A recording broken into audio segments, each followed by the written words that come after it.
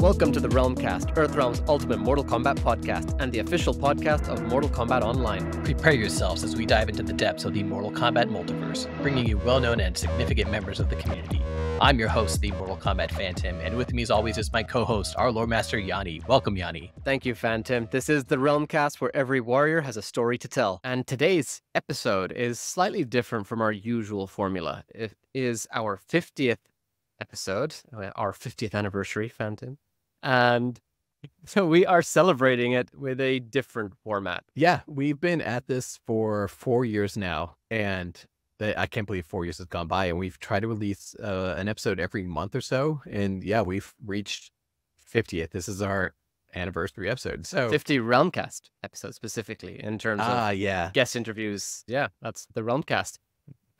Yeah, that's a good point, because we do have our other stuff, like our bite-size episode, Soul our streams. Toasty Tuesdays that we used to do, Soul Streams. Yeah, we've done a lot of stuff over the last 4 years, but this is where it began. Yeah, it is. And I'm really excited today because usually we have guests come on and we kind of interview them. This week, we're going to shift the spotlight and kind of show off some of the other Mortal Kombat podcasts that are out there. There's some cool content out there besides the stuff that we do, which is amazing, if I say so.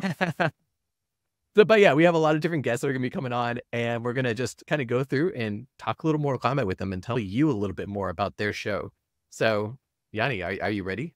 I mean, I'm excited for it. I'm pretty sure many people have heard of some of them. Many people have heard of the others. Some people haven't heard of some of them. And same with us, you know? So hope if you're watching that you really enjoy this one, because it's a lot of fun. It is. So let's bring on our first guest. Today's combatants are Phil Casper and Spanish of the Mortal Kombat Minute podcast. Welcome, guys.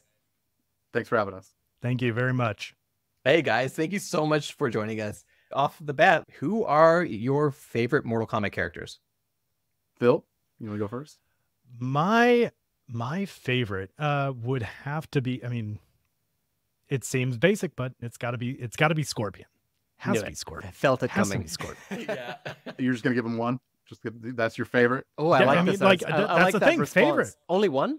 Yeah, because my favorites are in layers. You know, Oh, it okay. just- Mm. so Okay, fine, Spanish. You're putting me on Go the ahead, spot go here. Then Smoke. Smoke is my second Yeah, favorite. there we you go. There you go. nice. Human or Nice. cyborg? Cyborg.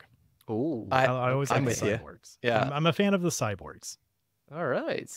Come on, we all know the human sides are just boring, and we need something with This it. is where I right? tell you, Human Smoke's one of my favorite characters. I know, it really, yeah. You just insulted Yanni within the beginning of the show. Well, that's the thing. You have such a wide array of characters. Yeah. It's grown so much. I would say, as far as mine goes, when I game, I'd say my main is probably Scorpion. It really is. It always, every single time, it seems like that. He's always just got such good gameplay, doesn't he? Yeah, So, it's yeah. what it is, man. And like, I'm weird. Phil knows. Like, I like kind of like the weird shit. You know what I mean? Like, I'm not. I don't, go, oh, Sub-Zero, oh, Johnny Cage, and I like both of the characters. They're great and everything. you're gonna say But I like- somehow, aren't you? Yeah, I like the. Like Striker is probably up there for me. Wow. Which is You so insulted funny. me twice. Good. I'm glad, and it's only because it's just one of those weird characters, and it's just like, why is he even in Mortal Kombat yet? He's hard to take down, so that's why I guess he's there. And then after that would probably be a really weird one for me is Meat. If you remember, Yes. anyone remember Meat? Oh, we have a whole theory, and I recommend this to anybody who's watching. We have a whole Meat is actually Kotal Khan video in theory out there that like it's starting to gain some movement, and I'm hoping that Ed's gonna like retcon. I like it. I've never heard that. That's interesting. I mean, I we love- don't see Kotal Khan in Mortal Kombat 1, right? no. But we do see something that looks like Meat in the flesh bits. And then also in the original timeline, we don't see Kotal Khan, but we have Meat, and Shang Tsung kind of took Kotal and did experiments, and they both have blood powers, and And like they both have sort of wrestling style fighting it styles goes as well. so deep. That's fair. That's fair. Oh, you know what? I'm gonna give you a third one. I was a really huge fan of Shijinko. So glad Nice. they brought him back in the new one. But It's just Yeah. the secondary character. I was hoping to give him as the main character, but it is what it is. I guess I'll take what I was can. so excited when I saw him show up. Yeah. Actually, at first I thought it was Shang Tsung, like old man Shang Tsung, because you see that Yeah. quick glimpse. Yeah, and then we when thought I realized, When I realized, I was like, oh no, this is amazing. For sure. Nice, solid choices from you both. So I'm curious then, how about favorite games? Or favorite game? Are we doing this in layers as well? I honestly, Mortal Kombat 3 was probably the height. I mean, that probably shows my age too. When that came out, that was just like, oh man, there's so many options, so many fighters, so many different ways to play the game. Yeah, that for me, I would say 3 was probably my favorite. And honestly, I was a big fan of 9. Yeah. Huge fan of 9. Oh yeah. And I was hoping they would go more in that direction. And it just seems like more and more they're going away from that, and which is great because a lot of times, there's other fighting games out there, whether it be, I don't want to mention any other fighting games because I feel like that's like blasphemy on the show, but it just seems like every time another fighting game comes out, it's the same as the last one. It's like, what are we doing here? But that's why for me, it's always been Mortal Kombat. It's always been, I mean, the blood code. Let's go. Are you kidding me? It's ingrained in my brain. I could literally do it as we speak. So when it comes to anything Mortal Kombat, they just really seem to reinvent themselves, reinvent the game over and over and over again. And it's almost like when it happens, you're like, wait, they haven't done this yet. And now that this is, it kind of blows my mind, which is why I buy it every time it's released because I want to know what the new stuff is for sure. We're sticking in the Mortal Kombat realm, obviously, right? Yeah. For the favorite game. Yeah. Oh man. I didn't realize I could have said another game. I went with Mortal Kombat. Feels like my favorite hold game up. is Street Fighter. Yeah. And we're like, My favorite, my favorite game is I'm in trouble. Portal. It has nothing to do with. That's a sick game, though. There you go. That's a good game. If we're sticking with Mortal Kombat games, oh my gosh, I'm blanking on the name, but I remember playing the crap out of it on the Nintendo 64. What was it? Mythologies? Was it Mythology? No, it introduced Quan Chi. Yeah. Mythologies. Was it All Mythology? four. Yeah. or four. Or four. I think it was Well, four. Trilogy was on. Yeah, 64, Trilogy was on right? 64. Yeah, but they didn't have Quan Chi yet in Trilogy. Quan Yeah. Chi's first Yeah. appearance was it was Defenders of the Realm, was it not? It was Defenders of the Realm, the anime, Yeah. the cartoon. But then the anime, game, yeah. was it Mythologies or was it 4 first? I think it was Mythologies, was it not? It was so long ago. I'm showing my age. I'm an old guy, but I just remember playing the crap out of it on the Nintendo 64 because I wanted to see all the different endings for all the different fighters. Oh, So then it's definitely 4. Yeah, Okay, 4. yeah. yeah, so I beat the game with every single Yeah. fighter just so I could see what the different timelines were, pretty much. Yeah. I'm glad Recently- to hear 4 is getting some love for once, honestly, because Yeah. everybody takes the piss out of 4's endings because looking back on them, they haven't aged well. But at the time, I thought they were amazing. I was doing the same as you. I was unlocking Yeah. everything. Well, I was talking to somebody about this recently that 4 is actually the arcade killer, if you think about it, because it's the last one. Like they released them both, arcade and the home console version, and then it was like, okay, we're not going to do arcades anymore. It's also technically part of the arcade era and the 3D era. Yeah. Yeah, Yeah. very true. Yeah, so that's my Mortal Kombat game, like hands down. Nice. And I love Deception. Yeah. Yeah. I love Deception. Then again, I love Shaolin Monks. I don't know if that is. I freaking love that game, and there's so many people that hated it, but because it was just different and it wasn't like the quintessential fighting game. But man, there was just so much lore behind it, and I thought they really nailed it. I don't know if they'll ever do that again. There's a couple of things in Mortal Kombat. Yeah, for sure. There's a couple of things in Mortal Kombat I wish they would never do again. But namely those that was it combat puzzle. What is the? It's like Puzzle Combat. Puzzle It's like a Combat. Tetris. I remember yeah, that game. Puzzle terrible. Combat. Oh my gosh. That was an I- awful. I want Moto Combat back. or Mortal Moto Kombat Combat. was Yeah. the best. Yeah. I'm cool with that. I'm cool with that. So the Mortal Kombat Minute, it's been going on. I think as long as we have been doing the Realmcast, honestly, is you guys started in about 2020 or so. But before you started working on the podcast, how did you guys get introduced to Mortal Kombat in general? I was introduced to it through the Nintendo console, like the what is it? The SNES. Whenever. Yeah. The SNES, and just seeing that game, seeing the outrage that it had caused, because oh no, it has fatalities and it's bloody and gory, and I'm like, Wait a I'm just a minute, wait a kid. I'm minute, like, wait a oh, minute. it's cool. Did you just say the SNES version was bloody?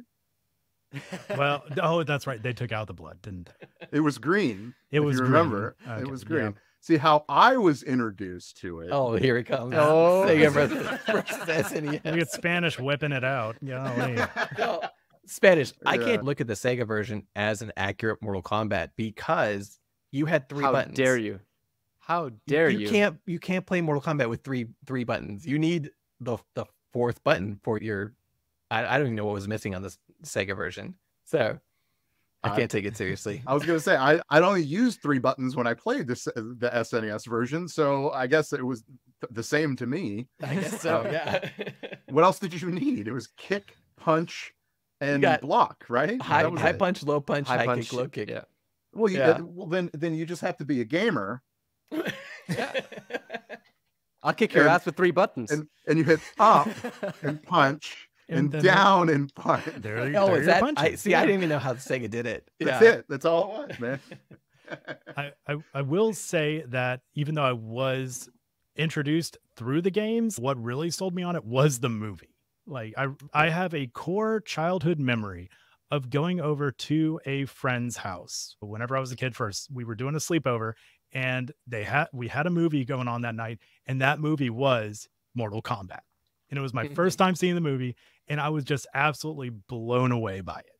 And that's what sold me on the entire franchise, was actually the Mortal Kombat movie from 1995. Is that when you Same. decided to make the podcast?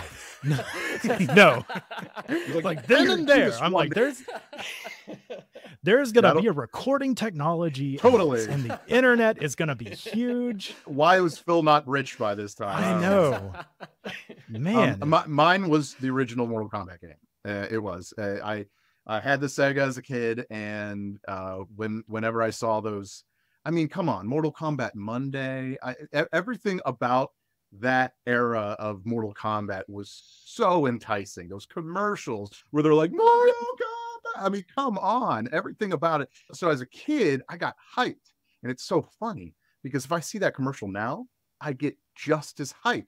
Yeah. I want it, and it was cool that they actually did it. They kind of like redid it this year with Batista, Yeah. right? I think that was Yeah. and it was cool. I was like, and it was definitely pulling the heartstrings of a guy like me or a guy like Phantom, because like we're of that era. We remember that type of thing. I'm sure you guys kind of, maybe not Yanni, but maybe Phil a little bit here and there. But when it was Mortal Kombat Mondays, it was oh man, it just gave me chills. I got chills right now. This is real. Look at that. Look at that. Those are real. That's The Mortal Kombat effect. yeah, man. Oh man. So then, assuming that it wasn't actually at that moment in time that Phil thought, I'm going to start a Mortal Kombat podcast, how did you guys come together to start Mortal Kombat Minute? Phil actually was the one that approached me on it. I've been doing the video game podcast for 7 or 8 years. It's really a chance for me to talk about video games so my wife doesn't have to hear about it. That's really the only reason I do it. Because like I need to talk about video games. It's just like something in my bones and I need to, and she doesn't give a shit, so like I need that like outlet. So I actually graduated high school with Phil's wife. But I was actually friends with Phil's wife before meeting Phil, and we met each other one time when he was in town when she was visiting her family, and we kind of hit it off, and things aligned as far as you like Mortal Kombat, I like Mortal Kombat, and then all of a sudden it kind of went from there. I think, right? Am I Yeah, accurate well, when I say so I turned into a huge fan of podcasts. I was listening to all these podcasts that I could get my hands on at the time, but before even Apple like put podcast on a first name basis. Yeah. And I found a podcast called the Star Wars Minute that does the exact same thing pretty much, except with all the entire Star Wars franchise. And so I was like, you know what? I want to do that for some movie. I really like Mortal Kombat, so why not do the Mortal Kombat Minute instead? And Star Wars Minute people are like, yeah, take this format and do it however you want. I'm like, okay, well, open permission. I will do the Mortal Kombat Minute. And whenever I was out one evening with my spouse, she said, maybe you should reach out to Spanish. And so I texted him right then and there, and he agreed. Well, actually, it wasn't as quick as that. I remember because I keep in mind I do a weekly podcast called The Game Fix Show. We talk about video games, pretty much video games and nerd stuff. That's really what we do. When he asked me, I was like, "Can I take on another podcast? Like, is this something?" Thankfully, the format that each episode would be like 20 minutes, 15 to 20 minutes, and we could record a bunch at one time or do whatever whatever it was. A big selling point was that it will eventually end because there's an end of the movie. Right. So when I talked to my wife about it, I was like, I really kind of want to do this. This is actually really cool. I love this idea.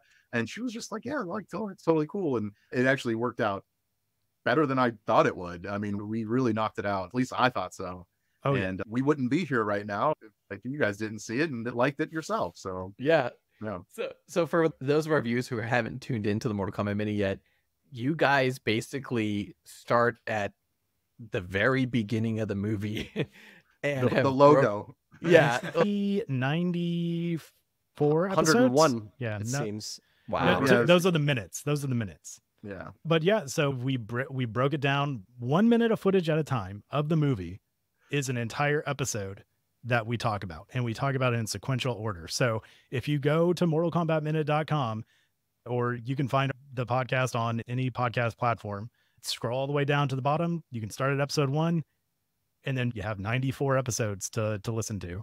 And then by the end of it, you will, I hope you won't be sick of Mortal Kombat, at least not the movie, because I can tell you, I have at the end of it, because I watched each minute of film several times in preparation for each episode. So at the end of it, I've probably seen Mortal Kombat hundreds of times. Absolutely. Just in the tiniest of bite sizes. Just the tiniest of bite sizes. Once of each. And like the coolest thing about it too, because like Phil was kind enough to break down the minutes for me. So he actually sent me every single minute from the movie, like as we went, which was really cool because I've never watched that movie like that before. I've seen the 95 Mortal Kombat movie a billion times. You know what I mean? Like I pretty much know that movie inside and out. Even before we started the podcast, which was funny for Phil because he didn't know like how much I knew about it at the time. And then like once we started talking about it, he realized that I was like pretty versed. Like I knew like a lot of stuff that most people wouldn't know just because like I was interested in it. For instance, Chris Casamassa, he was just a stunt guy and they liked what he did so much that they invited him to be a part of the movie, which is such a cool little thing. And we actually talk about that in the podcast and with Chris actually too. So right, we did 94 episodes. Technically we did the credits all in one episode, and then we had a bonus episode after that. That's right. Yeah. With Chris Casamassa. Yes. Yeah. Scorpion himself. Wonderful guy. Fantastic. Loves his fans, even to the point of going on a podcast to talk to us two guys. He was actually our second guest, I believe. Okay. Yeah. Yeah. So you already know. Yeah. Great guy. Yeah. And breaking it down 1 minute at a time, it forces your mind to like really look at the film in different aspects, both with a microscope. Yeah, with the microscope, both like see what kind of hidden details you can find.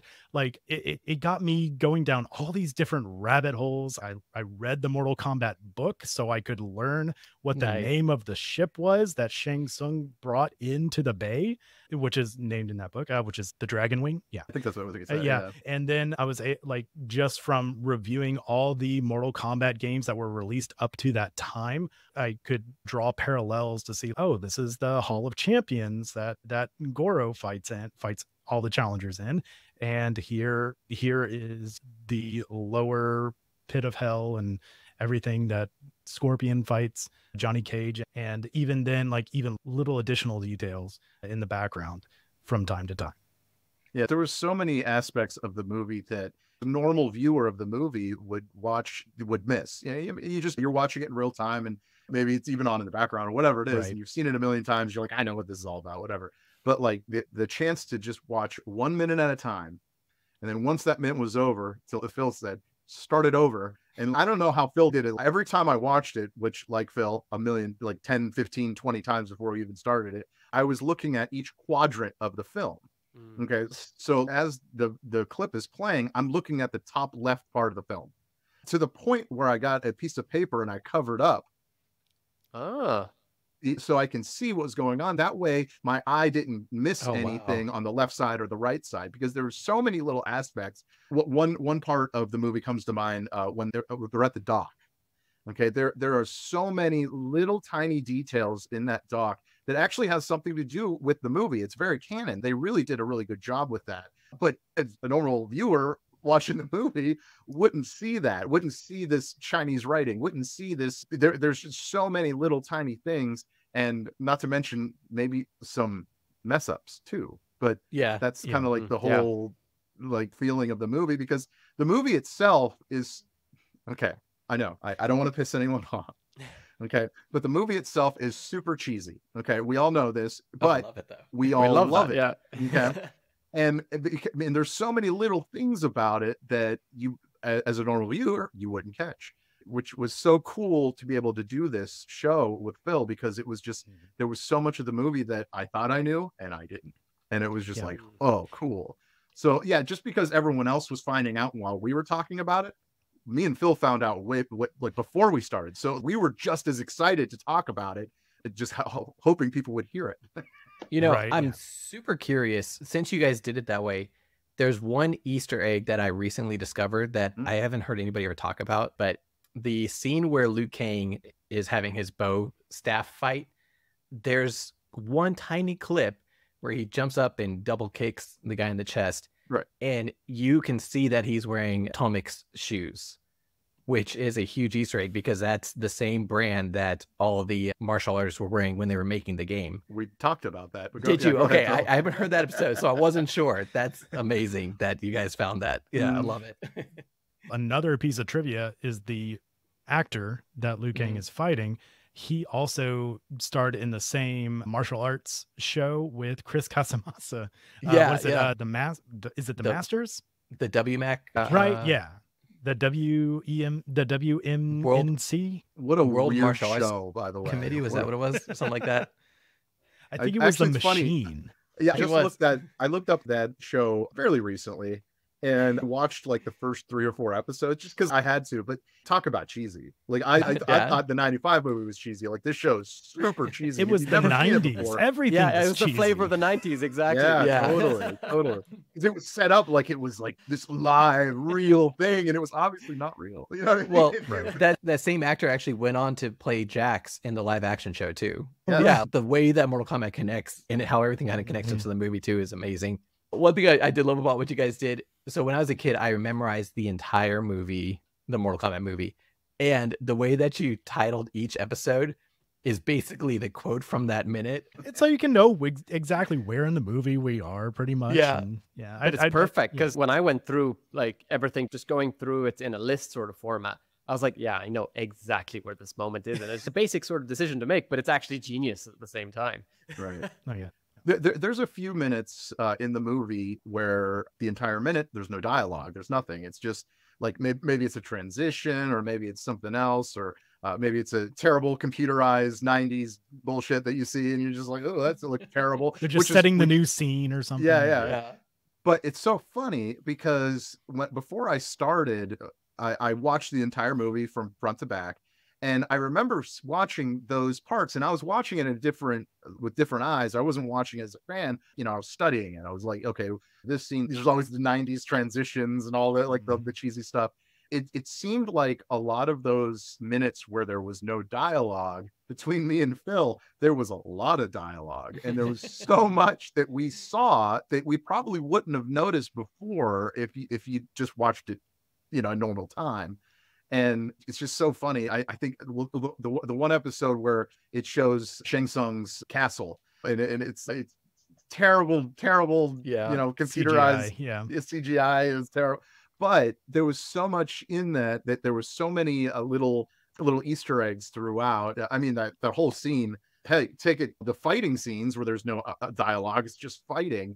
There's so many little things. For instance, when Liu Kang fought Reptile in an Outworld, if you notice, it's actually something Eagle-Eye Phil told, and I didn't even notice before. On the wall, Phil knows where I'm going with this, that's why he's laughing right now.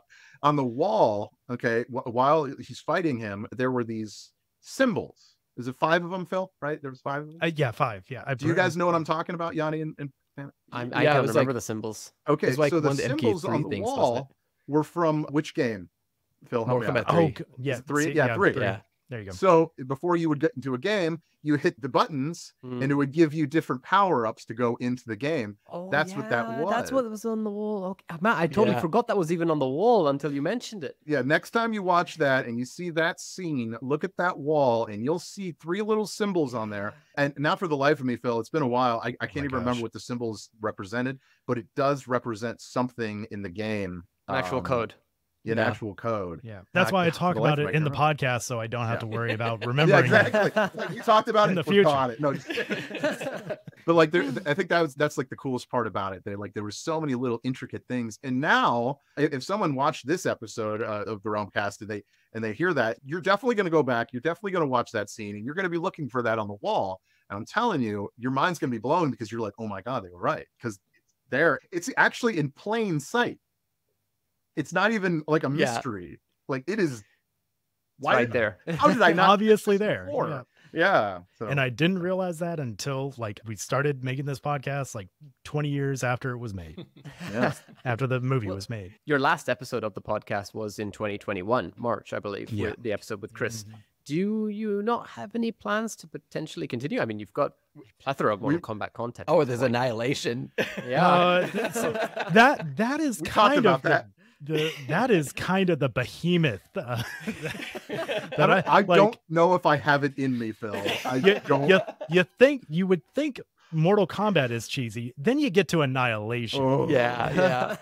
I And think it it'd be is- worth it. Oh awful. man, I mean, like, I just don't want, like, I mean, I guess we could just to riff on it a bit, but I think Honestly, you way too should at much this riffing. point. Honestly, before we do Annihilation, I honestly would like to do the new Mortal Kombat movie. Yeah, that'd be a good because idea. 2021 there- would be a good idea. The 2021 one would be great, Mm. just because there's so much in that movie apart from the main character. Who the hell is that? But it's fine. But there were so many things they took liberties in the show. Like in order to get your power, you had to like level up Yeah, to right. get it. Yeah. I was like, what? All right. Yeah. that's fine. And That's there's cool. Easter eggs in that too. So Yeah. Oh yeah. it'd be worth it. Definitely. I mean, But very yeah. similar sort of topic to what we just said with the reptile fight. You do have, I think, was it the Sub-Zero spine rip fatality inputs on the wall between Yeah, with the Jax fight, I Sub-Zero and think. Jax? Was it Yeah. Sub-Zero's? I can't remember it. But yeah, you do have some similar stuff. And actually, that's why I'm more curious to see more about Annihilation. Because I'm wondering if it had that level of input too. Oh, I'm a fan of actually going in order. So I would, Oh. in like the 2021 Mortal Kombat would be the reward for doing Annihilation. Oh, so that's You know, that, so- it's funny. I'd rather just get the reward, forget about the bullshit. But you know, Sorry, that's- I'm going to push this further. I think you guys should do Conquest as well on your way through. oh The TV really? show, yeah. so, but I mean, so you brought it up. There has been a gap from the last episode that We need did. to do it. And Yeah. but you know, like life happens. You know, I moved states since then. Spanish, got a kid, and you know, life I didn't just like happens. get one. Well, my I mean, wife like had you a car, like, had a He found one.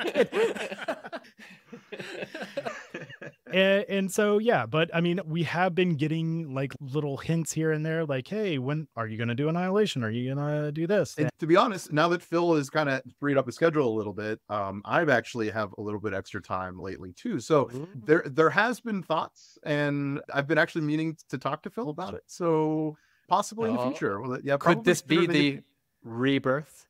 Which means you Ooh. guys should do Legacy and Rebirth too. I feel like we're witnessing a proposal right now. I love this. So, guys, before we Right. let you go, tell us, what is each of your favorite finishing moves or finishers? I love when Liu Kang turns into a dragon. Mortal Kombat 2, Dragon Fatality, or just all of them? Any of them. Yeah. I'm a huge fan of dragons. Cool. Spanish? Man. Is that our first animality on the show, technically? I think. Technically. Well, Oh, two nice. two was a fatality, so. Yeah, Yeah. no, I'm just saying. Okay, so let me set this up first. So the feeling I had the first time I saw this fatality was probably the biggest reason I was into Mortal Kombat, because it's something I've never seen before. And it's something that was totally out of left field and nobody expected it. And it was just so amazing. And it was Scorpion taking off his skin and just lighting you on fire. It was so cool. It was like, I remember, like, I still have that feeling. I remember the feeling the first time I saw that. And I was just like, oh my God, because it was so violent. And I've never seen anything that violent. I mean, I was a kid then, you know what I mean? Yeah. And it was just like, oh man, this is awesome. I am in. So I honestly, I would say that's probably, and only because it was like the first one I saw, and you know what I mean? And it was just so good. That or Jax when he removes your arms. That's always First good. one I saw was Reptile doing the same thing in Mortal Kombat 2. And yeah, same feeling. Like I was like, what just happened? Which one was it? Mortal Kombat 2, Reptile takes off his mask and he's got the reptile face and he The eats lizard the person's head. Oh, yeah. And he bites off the right. head. Yep. Yeah. Look to La Luna. One of my other favorites is Smoke when he drops all those bombs. Blows up Right? the world. Yeah. That one. And then just blows up the entire world. Armageddon. Yeah. I'm like, okay, well, take everyone else out too, I guess. Okay. Yeah. And then, and as stupid as it is, it is stupid. It's so stupid, but it's so funny to me. But Liu Kang, when he drops the arcade on you, and Oh yeah. Yeah. it was so stupid and it was so campy and ridiculous, but it totally worked because like the game was so campy and ridiculous to begin with. So like when I saw that, I'm just like, oh my God, why is that the coolest thing I've ever seen? Well, because it is one of the coolest things I've ever seen. So yeah, that's probably a close second. So you must have loved them bringing it back in 11. Yeah. Yeah. But it's also, but again, it's so cool, but it's also so stupid. And like, what? But I guess that's the charm of Mortal Kombat, right? Yeah. You can do that and it would completely make Anything sense. fits. Oh, yeah. My favorite stage fatality would probably be the acid bath. Yeah. Yeah. So when you go in the acid bath and then you come, then you could bob just back float up up as and a you I skeleton. can still hear bones. the what as Yeah, they come up. exactly. So that would probably be my favorite stage fatality. Although they took Yeah. that away in the last Mortal Kombat. But okay. Thought Can I that ask minute you could guys cover. a question? Yeah, Go for it. please. Obviously, you guys have played the new game. Yep. How does it rank? Because it is a different Mortal Kombat game. Where are you at with this? There was so much lore behind Mortal Kombat and everything they did. And obviously they got to the point where they're like, okay, what do we do next? Where do we go from here? And obviously the big deal right now is multiverse, right? Yeah. So how do you feel about that? Do you think it's a cop out or do you believe in it? Because a lot of people do, but a lot of people don't. Phantom. Okay, yeah, I'll go first. Everything that I loved about Mortal Kombat, the story, and then the story ended. And now this isn't that anymore.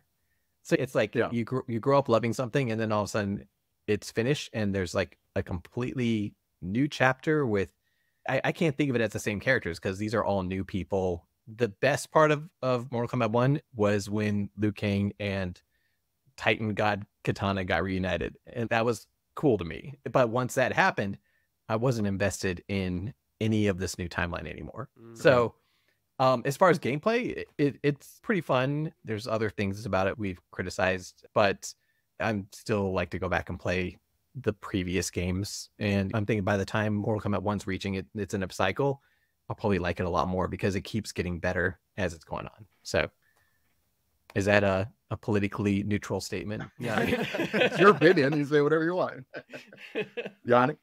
I'll agree with Phantom on the point that after the Titan sort of plot line came back, it made me less invested in the story, which is a shame because I thought that this was the best story in a while up until that point.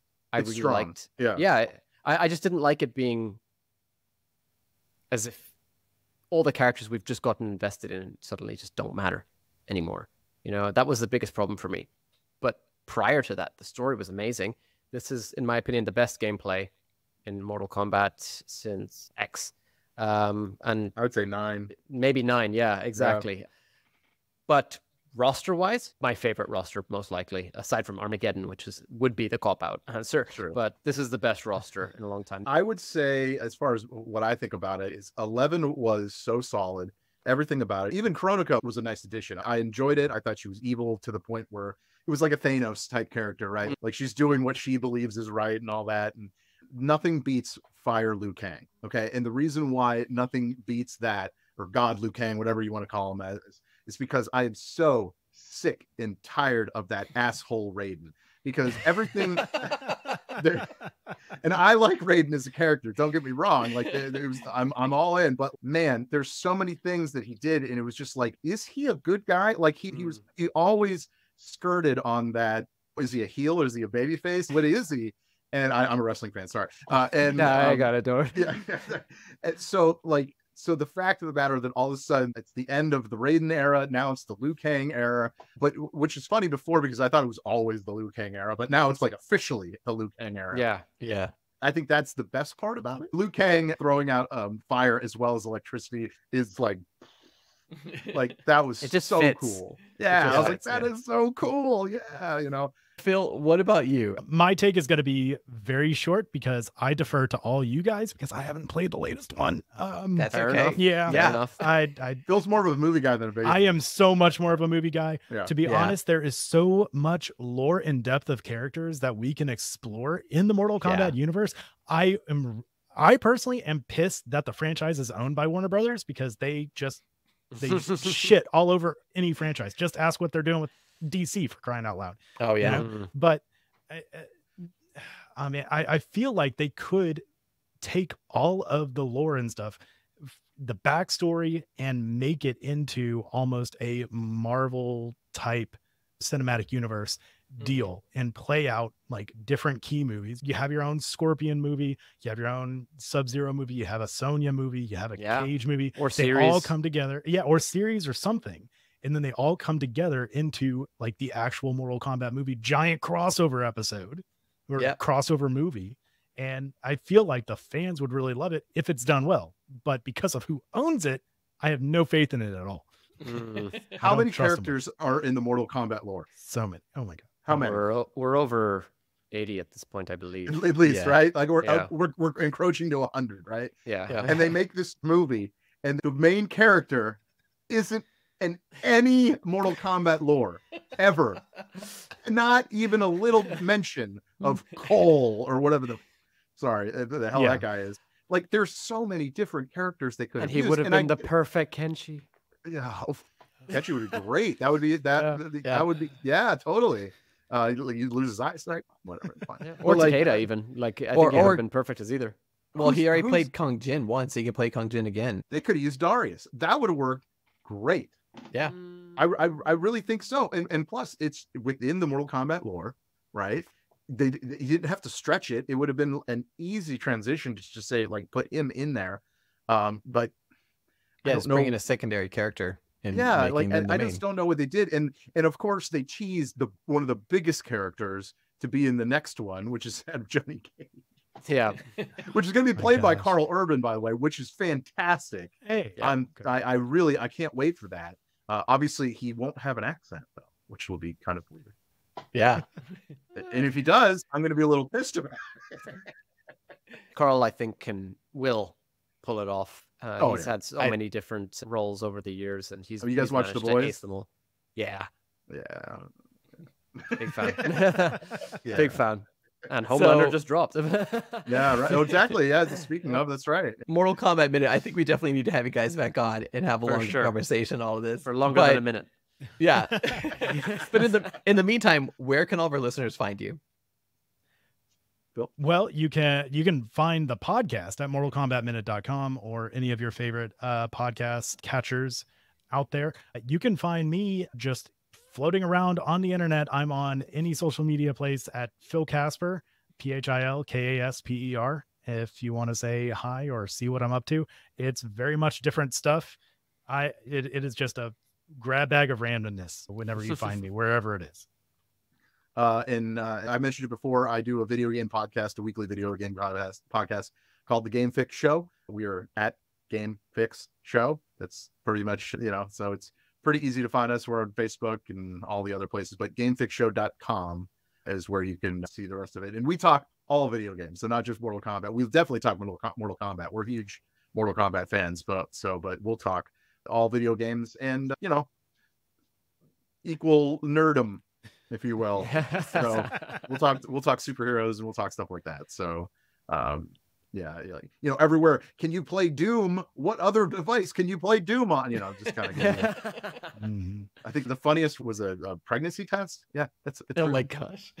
It's true. Look it up. Yeah. Look it up. It's so weird. I believe you. I'm shocked, but I believe you. Yeah. Well, guys, on that note, on that little tidbit of very important information, thank you both so much, Phil, Spanish, for joining us early on this episode. Really such a pleasure having you on the Realmcast. Thank you, guys. We'll talk to you later. Thanks, guys. y'all. Appreciate it. Please welcome our next combatants, Yassine, Josh, Jay of Kombat Time. Welcome, guys. Yo. Hey. Hello. Thank you for having us. Hey, guys. Thank you so much for joining us.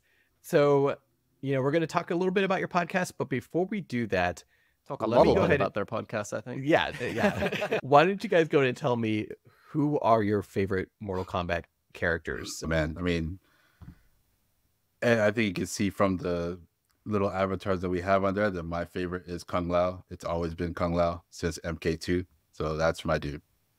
Yassine, so when you say Kung Lao, you mean like old school Mortal Kombat 2 Kung Lao? Oh, Mysterious we've Kung talked Lao. about that in our podcast Yeah. too, how his Yeah. characters changed. The mysterious one specifically. Yeah. Yeah. I mean, I like all iterations of Kung Lao because I just love the gameplay of him. But yeah, the mysterious one is really cool. And for me, well, my avatar isn't my favorite character, although I do quite like Smoke, if you can't tell who that is. I chose him because I am the Nintendo bro of the group, so I figure I might as well represent the Nintendo Switch, their attempt to display Mortal Kombat 1 to the world. But no, my favorite character is the baseline normie pick, Scorpion. I just like Scorpion. I like Scorpion because I like anti-heroes. I like guys that aren't bad, and I hate that he's been relegated to bad guy in like outside media. But that, they got a little bit of good in them, and I just, of course, like every kid, I like just the attitude of the get over here chant. And so yeah, Scorpion's my boy. Oh yeah. All right. And Jay? Yeah, so mine probably also, if people are looking at the avatar, is Johnny Cage. I've been a Johnny Cage fan for a very long time. Basically, 10-year-old me, I accomplished the nut punch for the first time, and when I found out that was a fighting move, I was sold. It's been love at first sight ever since. Followed by very closely Sonya Blade and Stryker would probably be my Oh, Yeah, wow. Jay's an unapologetic Striker fan. I support him for it. Yep. That's great. I'm an unapologetic Striker hater. It's amazing. To have us in the same- So am I, dude. So am I. It always cracks me up when anybody says they're a Striker fan because they're so like in your face about it too. This is like, Yeah. also, I I'm a like Stryker Striker. fan. So what? like, come at me. Expecting that pushback, They want to fight. Yeah. They want that fight. That's what they want. And I actually say I almost was a Johnny Cage fan too, because the first time I played Mortal Kombat, he was the first character I gravitated towards because he literally looks cool. He's got the Joe Cool sunglasses, but Scorpion sung to me better. Well, that actually leads me into what I wanted to ask you next. That game you played, I'm assuming it was Mortal Kombat 1992. Would that be your favorite game? What is your favorite game, guys? Actually, the first game that I played was MK2, so that's the one that I didn't know that. gravitate towards the most. Yeah. Dude, you can go listen to our own episode if you want. This is how I know that you never listened to me. But yeah, my first game, I believe, was MK2. I can't remember if I played it in the arcade or not, but that's the one that I go back to the most. Yeah. And mine was MK1, not MK1 2023, but MK1 1992. In the schoolyard, aka the classroom, some kid had a Game Gear and they were playing MK1, and I'm looking over the shoulder and just fascinated by the photorealistic graphics, the cool moves, and yes, someone was playing Johnny Cage, so that's why I gravitated towards him first. I'm like, oh, that's a cool dude. And yeah, and that just, led me to go get it on Super Nintendo. And then, yeah, when Mortal Kombat 2 came out, I saw it on the shelves not knowing it was coming out. And I flipped my lid because I saw MK with a Roman numeral 2. I'm like, oh, yeah. And so, yeah, day one. And for me, mine is actually, I'll probably be slightly controversial. Mine's kind of like a tie in my brain. Mine is MK9 and MK2. But I would say MK2, I think, edges it out. It's probably the best MK in terms of like roster balance and mechanics that to me still stands the test of time, even to this day. If you go to any arcade, if you find an arcade cabinet anyway, with an MK2 cabinet in it, then you're probably going to see people playing that game. Still, I will add that actually MK1 probably is my favorite too, as we discovered going through the games in our podcast. Even though MK2 is like celebrated as like the quintessential Mortal Kombat, I appreciate the simplicity of one, so I'll still hold that. Yeah, MK1 all the way. So MK1, MK9, or MK 2023? Yeah. Or wait, or are you talking about MK1 the movie? That what? MK1 the movie is the GOAT as well. It really is. Yeah. So let's kind of rewind it. And Josh, you already started mentioning this a little bit, and you guys actually, your very first episode, you go into this a lot more. But tell our audience, how did you guys get into Mortal Kombat in the first place? Well, all three great friends. Great's a strong word. Okay, yeah, we're okay friends, and we all live near each other, so we see each other face to face all the time. But we didn't grow up together, so I found it in the schoolyard. I think it was something for all of us since we were like at least like 8 or 10, very formative, vulnerable, tender ages to be seeing the stuff that parents didn't want us to see, right? And then we became friends post college in our adulthood.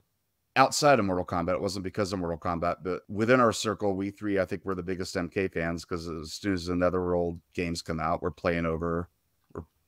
Damn it, I did it again. I haven't done that in a long time. Netherworld is if you're ever in the Atlanta area, it is one of the biggest haunted houses in the country. Yeah, and they're pretty cool. I had a big trouble in our first episode, and I haven't done that well. Netherrealm. We were playing the heck out of those, and then we did a movie night with MK95, which we all had a great childhood with. And yeah, Jay, you're seeing, you want to fill in the blanks? It's kind of hazy. It's like you know how this thing where you just don't know exactly where you're first introduced to something. So I have specific memories of one, telling my mom about like, oh, there's this game that it's been on the news about how violent it is, and parents are going crazy with it. I don't know why I was telling my mom this. It didn't make any sense. But then at some point we bought the Sega Genesis version of MK2. My dad probably just didn't know what it was, and we just started playing it and fell in love with it. And immediately, as soon as we found the fatalities, like, oh, we can never do these fatalities in front of my parents because this is just ridiculous. So I know for sure MK2 was the first one that I played. It's just I don't know exactly if I played I think I played the Genesis version before I played the arcade version. It's all kind of hazy. I just remember it was around that time period. How about you, Jay? Mine, well, the way I got into is that admittedly, I'm kind of a bit of a fighting game enthusiast. I've been playing fighting games for a very long time. But actually, what got me into fighting games, probably the first one that I remember playing was MK1, OG MK1 back in the day. Then I love that game. I got into MK2 shortly after that, then MK3. Then I basically skipped the PS2 era, including MK4 for the most part. But I still very much gravitated to things like Street Fighter and Soul Calibur and Dead or Alive and all these, like in Tekken, at least Tekken 1 through 3, and all these other fighting games. So it's been kind of like a rolling thing for me ever since I grew up. But for me, I always sort of like go back to the OG fighting game that I remember playing for the first time, and that was OG MK1 for me. All right. I mean, it makes perfect sense that you sort of skipped the PlayStation era, considering how into the fighting games you are. I mean, I'm assuming there's some level of competition to that as well. Am I right? Yeah. In saying that? Yeah. Yeah. Okay. So, because I know that the 3D era games were not really looked at very well in terms of competitive gameplay. So that makes sense. Yeah. Like I still to this day hold that the best fighting game of all time, and I say it unapologetically, is Street Fighter 3. I don't think anyone will. That is I don't think blasphemy on the anyone show will now. disagree with that. All right. Well, then, so how did you guys come together to actually start your actual podcast? So we all became friends originally through the Godzilla fandom. So we're all friends through that. And we knew each other for like good 10 years. 10 years. And yeah. I've done other podcasts in the past related to like the tokusatsu, like special effects, Japanese, live action shows and stuff. But I've always talked to Josh and Jay about like, man, we always have these conversations when we're just hanging out about Mortal Kombat and we geek out about it so much. One day we should do a podcast. And we always said, oh, yeah, that'd be cool. That'd be cool. And then, at one point we decided, let's watch Mortal Kombat Conquest. And me and Josh started watching it. Oh, I'm glad you said yes. Yeah. Yes. Yeah. So me and Josh started watching it over Skype. And then eventually we got Jay into it. And then we just started going to Jay's house to start watching it all together. And we still had these talks about, maybe we should do a podcast. We didn't know how we would do it. And then the pandemic hit and we're all stuck at home. We're just like, we're all talking on Discord. It was like, let's just do it. It's coming out soon. Yeah, that was specifically the igniting force is the movie. Because I think COVID had been set in for a little bit, and you seen we're kind of pushing it like, yeah, let's fucking do it. Yeah, pardon my French. And I was in a very busy state in my life. I had a lot of things I was juggling. I'm like, I don't know, guys. I don't know if I can do it. And I felt like a stick in the mud. And you see, it's like, oh, well. And then the trailer for the 2021 movie came out, and I'm such a sucker. I was so hyped for it. And I'm like, let's do it. I love that you just called yourself a sucker for being excited. We could get to it, but the modern movie was okay. I don't call it. I wouldn't say it's bad, but it definitely wasn't great. But and actually, the first time I watched the trailer, my first reaction was, that looks like a movie. But then I let my inner kid get hyped at just seeing, I am Liu Kang, I am Kung Lao, and I'm like, yeah. That's how it goes. Yeah, that was the catalyst for our whole thing, and then we just decided let's just start watching the movies and record, and then we just kind of went from there. Yeah, that was a lot of fun too.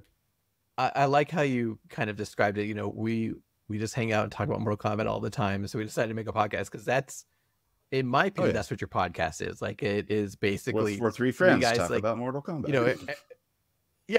You guys just talk about whatever is on your mind for that week. How would you describe your focus of your show to our fans? Basically, we want to keep it like our intention was to keep it very open focus, because there's other podcasts that kind of have a specific focus. Like, we're going to talk about the MK95 movie. We're going to talk about the greatest show on all Earth, Mortal Kombat Conquest, which we have been rewatching again recently. Yes. Spoilers might be a hint to a future episode. We did have an intention of we're going to reevaluate the games in order, which we've just finished Deception.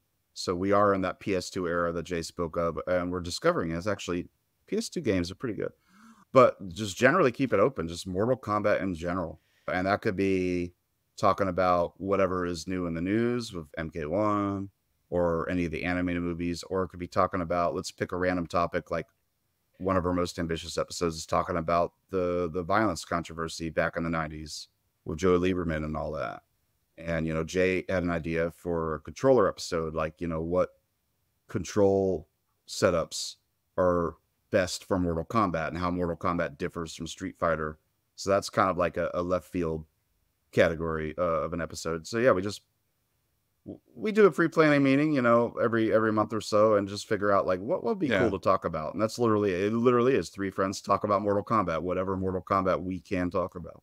Our influence, like one of our the podcasts that we did look to, and we were like, I was listening to it a lot, and I introduced them to was Mortal Podcast. Yeah.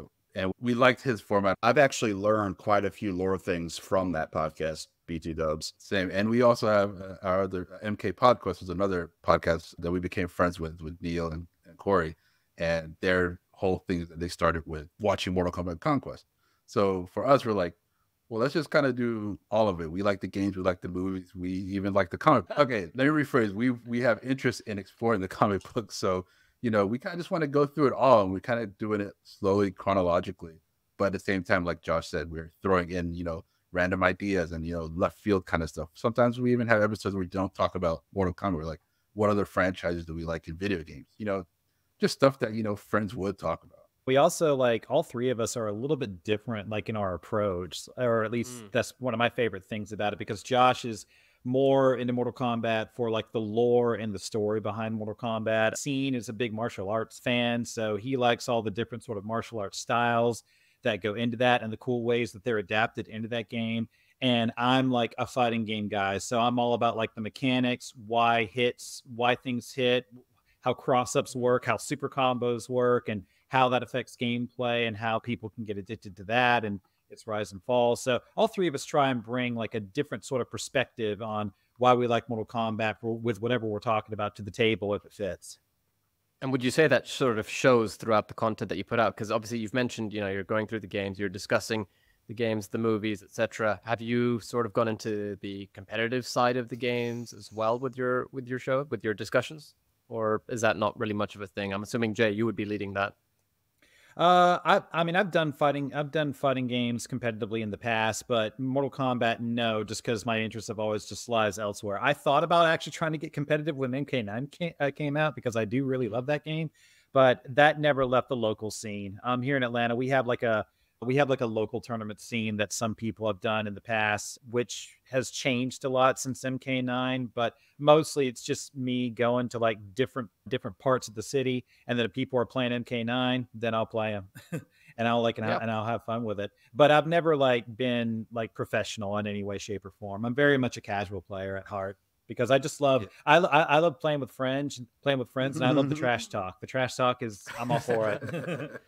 See, I've said this before on our episode, sorry, but it's just funny to hear you label yourself a casual player, and you guys literally have a Mortal Kombat podcast. Like, you are the opposite of casual fans, you know? It's just so weird how we throw around the word casual, and it makes perfect sense in that context. We're definitely It's hardcore just so enough that we're like, yeah, let's do a podcast. And Jay definitely is more of a fighting game enthusiast than me or Yassine, and maybe Yassine a little bit more than me. We have a ball lately playing Tekken. We play Tekken all day and night, but I'm not a big Street Fighter guy. I mean, I played Street Fighter as a kid, but I'm not into this fighting game mindset, frame data, and all that junk.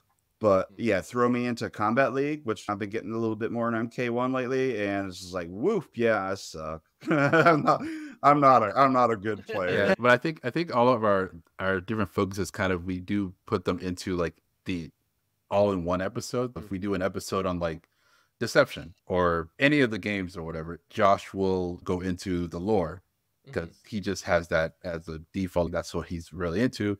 And then once we get into like the mechanics of it, Jay will come in and talk about the mechanics, stuff like that. So we all kind of bring our own perspective into each either review or each topic that we talk about. Mortal Kombat is this huge multimedia everything, like toys, comics, video games. Like it branched off into so many different things. What is each of your kind of genre or flavor of Mortal Kombat that most interests you? That's a good question. I'm mixed, because like I'm very much like, I can watch the Mortal Kombat like 95 and even Annihilation. I can watch those over and over and over again. And I think we're all three of us are like that. We love those movies, and that's kind of part of what connected us in the Mortal Kombat fandom. So I can talk about those all the time. And even if, you know, MK 2021 was like, all right, I'm still super hyped for the next one. Because like I said, I like martial arts movies, and I love looking at choreography. And that's one thing that I did appreciate about some of the MK21 movie.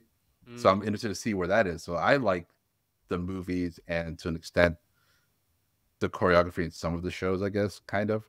As far as games, I love MK2, but I didn't care about the story too much in it at that time. Okay. I was not focused on the lore, I guess. I was just more about, oh, this is a cool game. But now in the Netherrealm era, I play all of the story modes because I'm like, I love how cinematic they are. The motion capture with all of the fighting choreography. Yeah. So I guess the visual representation of martial arts in the games and the movies. Yeah, this is just something that I think Mortal Kombat does not get nearly enough praise for, is that in terms of like fighting game storylines, because most fighting game storylines are, to put it bluntly, just an absolute mess. I'm looking at you, Tim. Yeah. But Mortal Kombat, of course, is not like any like shining star against that. But Mortal Kombat has a much more cinematic and much more interesting story than most other fighting games out there. I've said this, you know, in previous podcasts. I still believe it. Like I will actually play a Mortal Kombat game for the story of that fighting game. Maybe not so much the earlier games, but once we get into like the Netherrealms era with MK9, 10, 11, and then 1, I really started actually enjoying the story and the actual progression of all these characters, how they age, they have kids, their kids come in, their kids are different, like new characters come in, the state of Netherrealm, and how that whole thing is kind of going. Like all that sort of stuff to me, I just find absolutely fascinating, because you're talking about a multi-realm sort of thing where, you know, fighting tournaments and politics just sort of intertwine in this huge narrative that, you know, I won't say is completely without its flaws, but it's much more interesting to look at than, say, the story of, like, say, Street Fighter or Tekken. And I think that the Mortal Kombat 95 movie and how how amazing that movie was, because it is, just sort of like solidified that for me. So I've kind of always been into that era of Mortal Kombat, besides the fighting game aspect, mainly just for how the story actually plays out, because it's fun. It's fun to watch. I will say definitely for me, true to what Jay had said earlier, it is the lore for me, because I'm not a big fighting game fan. I mean, I did play Street Fighter 2 back in the day. I played a couple knockoff fighting games on the PC here and there, but typically like my idea of a relaxing evening playing Vidya is like playing like something like Legend of Zelda, playing something narrative driven, or playing something where I can just mess around and have fun. But Mortal Kombat attracted me because, of course, the violence, the aesthetic, with like the digitite characters, and then as I discovered through like the character ladders, the lore. I've literally been with two friends at my family's hunting lodge back in my childhood, where we're supposed to be completely separated from stuff like video games and all that, and learning about the outdoors and all that. But me and my friends are quizzing another friend on Mortal Kombat story. Who is Goro the Prince from and all that? And it's like, it's just a game, dude. It's like, no, it's not just a game. Or I've been in Walmart looking at a strategy guide for like MK Deadly Alliance or Deception, which, you know, I didn't play extensively in my adolescence, and reading about the backstory of Goro aiding Katana in the battle against Outworld and stuff like that, and how Goro fell in battle, and like Katana honored him with a traditional Shokan death. And I'm just sitting here like I'm like someone watching a soap opera, and I'm like, damn, dude. So it's definitely the attraction for me, and I just love the aesthetic, the fantasy. Tear coming out of your eye, like A little bit. yeah. So yeah, and of course, yeah, MK95 movie. Even if you haven't played Mortal Kombat, like that's got to be a formative part if you're our age group, right? And the Conquest show, and yeah, that's my jam. I guess I just like the aesthetic of it, I guess. You all, as you said, contain like various facets of the Mortal Kombat fandom within you, and you bring that together into your episodes, and that is very, very clear. You guys have been going now since I think 2021. How do you see your podcast continuing to grow? It's a scary question because we only know about a month ahead of time. I can take this one.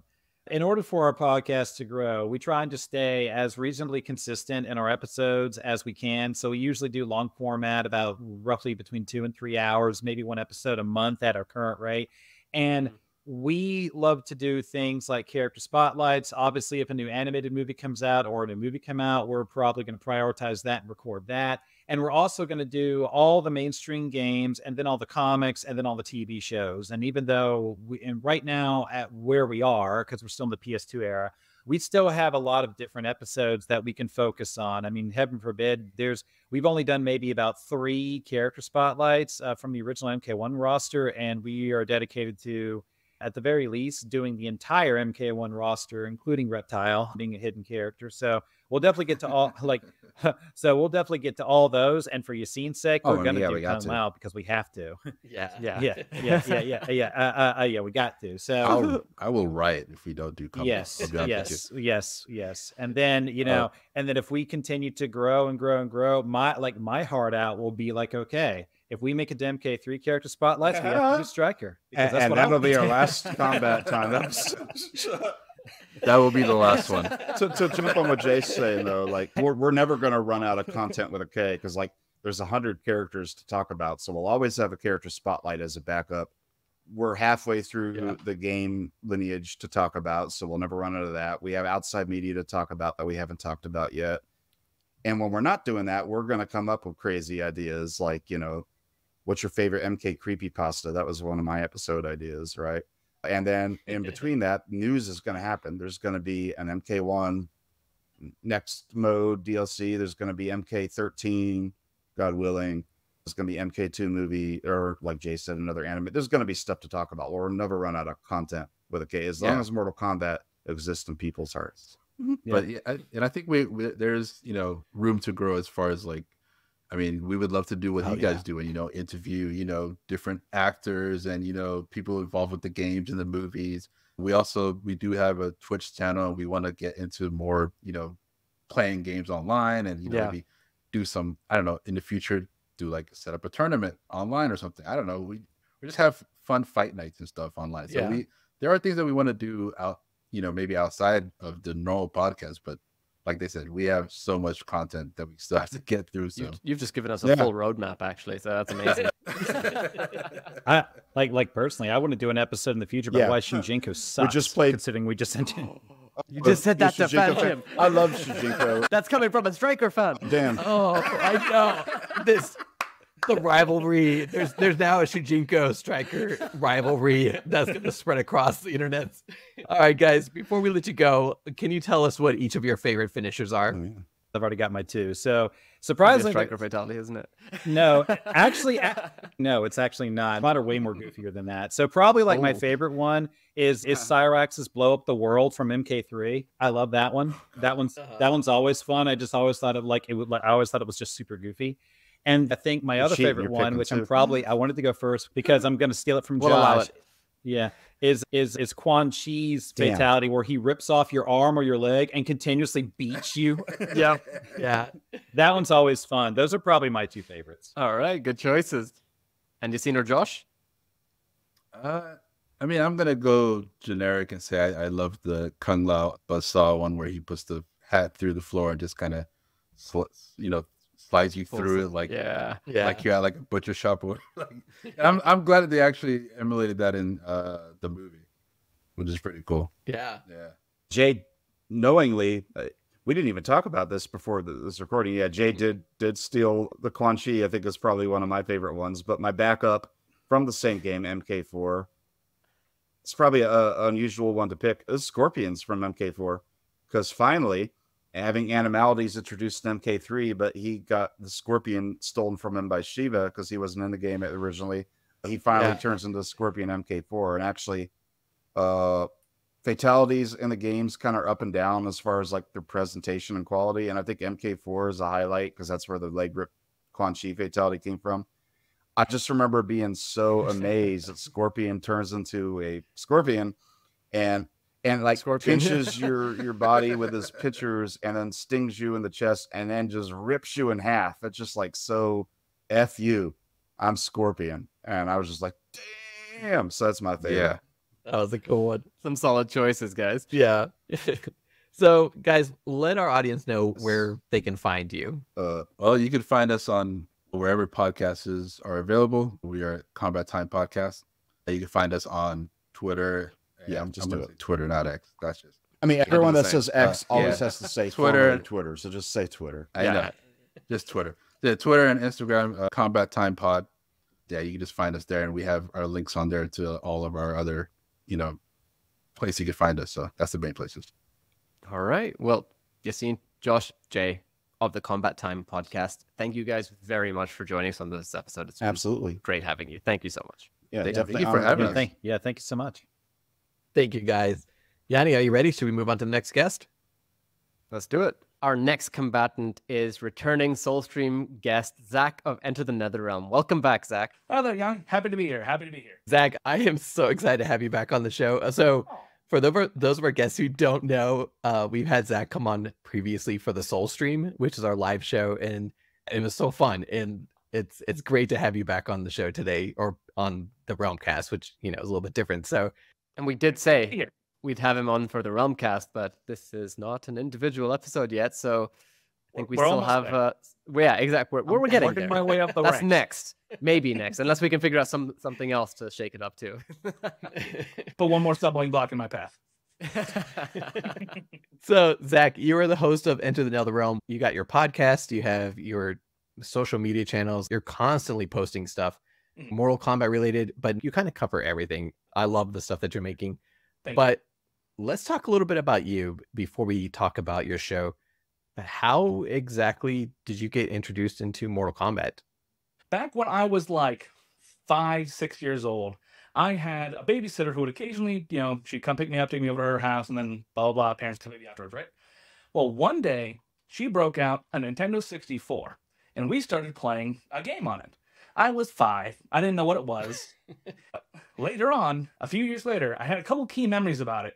And then on YouTube, I discovered that game was Mortal Kombat 4. So technically, I've been playing Mortal Kombat since I was 5 years old. As for the first ever Mortal Kombat game that I actually remember playing it, MK vs. DCU. was my first ever game. Wow. Yeah. And I know, but I love that game. I love that game to death. I still own it. I will still play it occasionally. I love that game. I didn't just like find it off the shelf off GameStop. I was like going through my phase where I was just going through YouTube and watching every single video on video games that I could. And there was one day where I was just going through Screw Attack's. You remember Screw Attack? Oh, yeah. I was going through their channel, and they had a video called the Top 10 Worst Mortal Kombat Fatalities. And I didn't know what that meant, so I was curious. And so I proceeded to watch that video, and then I went onto their channel and watched every single Mortal Kombat video that they had. I then was like, okay, I need to play Mortal Kombat. This stuff looks awesome. And the only console I had at the time was Xbox 360, and the only Mortal Kombat game that was available at the time was MK vs. DCU.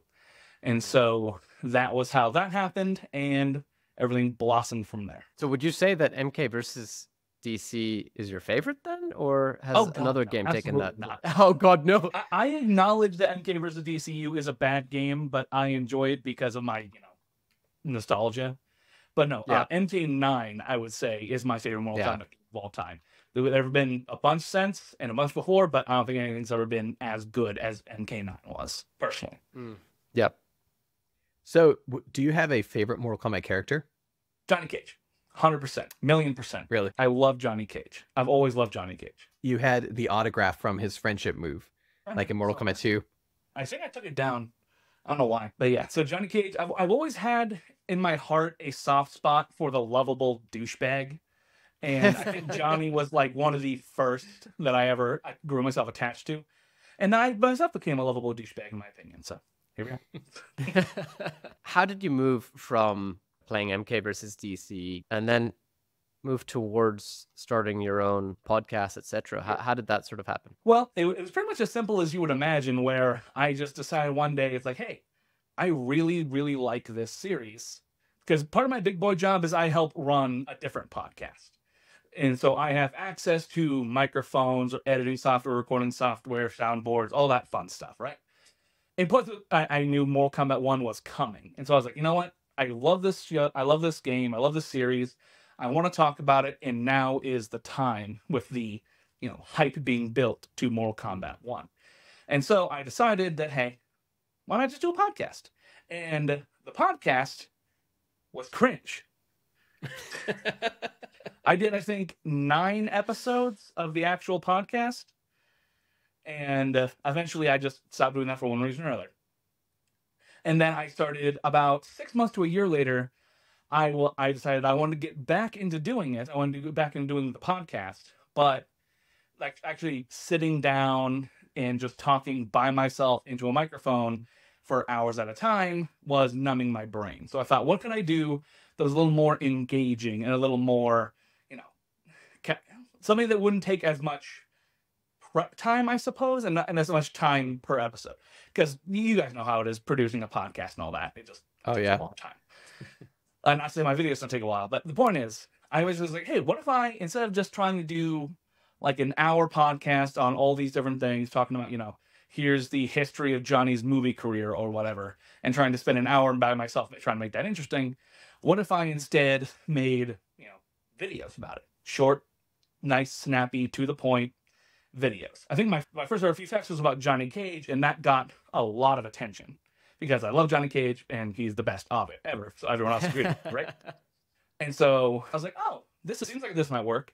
And then I made a video where basically I point out how in the very beginning of Mortal Kombat 9, the story mode, Johnny Cage, he's, called forth to participate in Mortal Kombat. And first he fights Reptile and then he fights Baraka, right? Well, do you remember how that plays out? How Johnny Cage beats up Reptile and then he's like, oh man, great costume. And then Reptile just like, grr, and then leaves. And then I was like, cool, okay, next opponent. And they call in Baraka, the general of the Tarkantan army. Potentially one of the most important people in our political system. Johnny Cage beats him up, and then everyone's like, all right, finish him, kill him. So why are they saying to kill Baraka, but then he said to kill Reptile? Great racism. And so that video got some traction. That was definitely my first video to get over 1 million views. And that, with the success of that, I was like, all right, this is working. and I've committed to it since. So at this point, how would you define your show? Because you talk about so many different aspects of fighting games. What would you say is a defining characteristic of it? It is short form, informative, and entertaining fighting game content.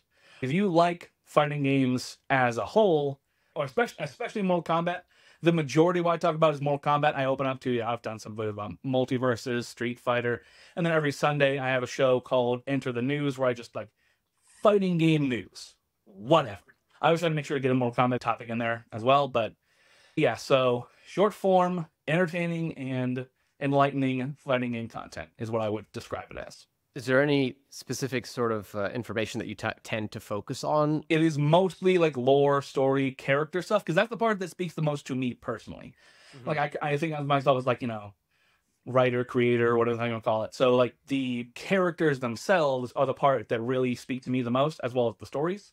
I touch on the things like the competitive side a bit, but that is personally out of my realm of expertise. I put on a video the other day where I did a stream showing off like, hey, here's Homelander, here's how he works. And that kind of showed off that I'm not very good at fighting games, to be honest. I got to Combo Trial 4 of Homelander. Took me 20 minutes and I gave up. I'm going to be completely fair to you here. The combo trials in the actual like training mode of Mortal Kombat 1 become ridiculous. It comes down to muscle memory, so don't take that as oh, I suck at this game. I appreciate that, but in general, I am not great at the actual act of using the controller. I think Mortal Kombat 11 and Soul Calibur 5 are the only funny games I can actually look myself in the mirror and go, I am good at this game, and I could compete. Everything else, I get my butt kicked, pretty much. But I enjoy it. You know, I enjoy the time with it, and I enjoy the characters. That's what matters.